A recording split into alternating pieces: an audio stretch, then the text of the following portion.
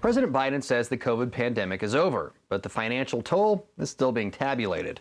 Early on in the pandemic, states were forced into competition with each other as the demand for personal protective equipment and hospital equipment skyrocketed.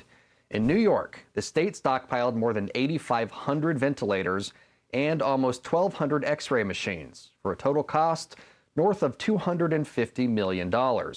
But all that stockpiled equipment was never used.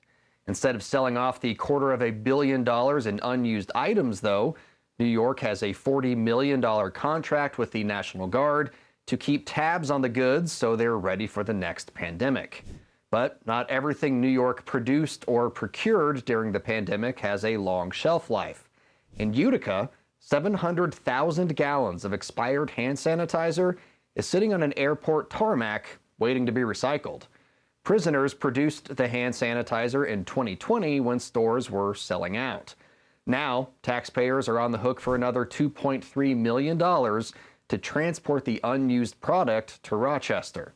The state says Kodak will recycle 168 trailer loads of materials, including the hand sanitizer, the packing materials used to transport it, and the tarps covering it.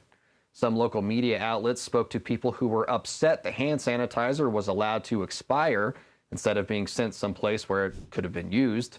New York's Office of General Services defends the state's spending, saying New York took decisive actions to protect New Yorkers. It's what you might call the Boy Scout defense, where it's better to have something and not need it than need something and not have it.